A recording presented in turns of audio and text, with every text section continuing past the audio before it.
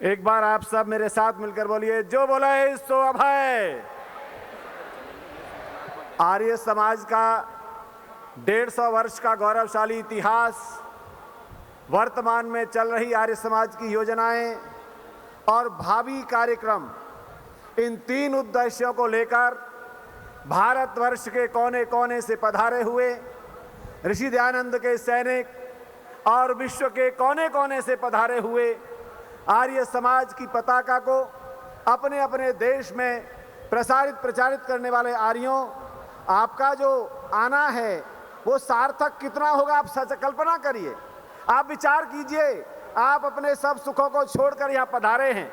आप इस सम्मेलन में असुविधाओं का भी अनुभव कर रहे होंगे, लेकिन 3 दिन तक जो आपका सत्र चलने वाले हैं, आज माननीय प्रधानमंत्री जी का ऊर्जा का संचार करने वाला उद्बोधन हम श्रवण करेंगे और उसके बाद आर्य समाज की पताका को फहराने वाले सैकड़ों विद्वान मनीषियों का, चिंतकों का, सन्यासियों का, तपस्वियों का, आर्य वीरों का, वीरांगनाओं का, पंडिताओं का जो उद्बोधन आपको इस मंच से सुनने को मिलेगा, मैं उसकी केवल सूचना आपको दे रहा हूं।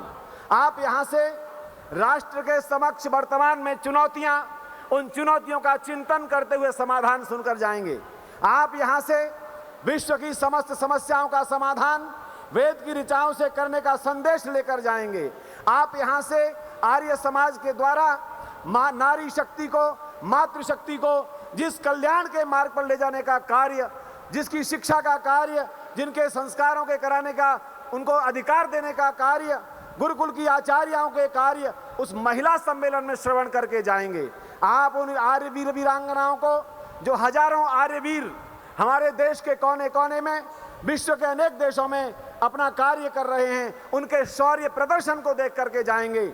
इस सम्मेलन में जो भी विभूतियां पधारेंगी, उनके माध्यम से हमें जो संदेश मिलेगा वो हमारे अपनी अपनी इकाइयों में संचालित करने का संदेश देने वाला होगा। ये आर्य सम्मेलन, हमारी परंपरा लगातार ऋषि जी के जाने के बाद चल रही है और हर व्यक्ति के मुख पर एक ही कहना है, और वो कहना ये है, ऐसा सम्मेलन, हर सम्मेलन उत्तरोत्तर आर्यों के उत्साह को बढ़ा रहा है। वो बढ़ाने का कार्य आप सबके उत्साह के साथ है, आपके सहयोग के साथ है, आपके हमारे साथ खड़े होने के साथ है। हम कोई आर्य समाज के नेता लोग नहीं हैं, हम और आप सब सैनिक हैं। आप अगले सत्रों में जो मैंने आपसे निवेदन किया, आर्य धर्मार्य सभा का सम्मेलन आपको मिलेगा, वैदिक सम्मेलन आपको मिलेगा, ये 3 दिन तक गुरुकुलीय शिक्षा का सम्मेलन आपको मिलेगा, जिन प्रतियोगिताओं का हमारे हजारों गुरुकुल के विद्यार्थी वेद स्मरण करके, पाणिनि का अष्टाध्यायी स्मरण करके, पंच ग्रंथों का स्मरण करके बाहर सुना रहे हैं, वो आर्य समाज के रक्षक हैं। ध्यान लेकर जाना, आर्य समाज की रक्षा का संकल्प हम सबका है, गुरुकुलीय शिक्षा का और आर्य वीर दल और वीरांगना दल का है। ये दोनों संस्थाएं अगर लंबे समय तक इस कार्य को नहीं कर रही होती तो 150 वर्ष में कोई संगठन इतना बड़ा सम्मेलन मनाने की स्थिति में नहीं रहता।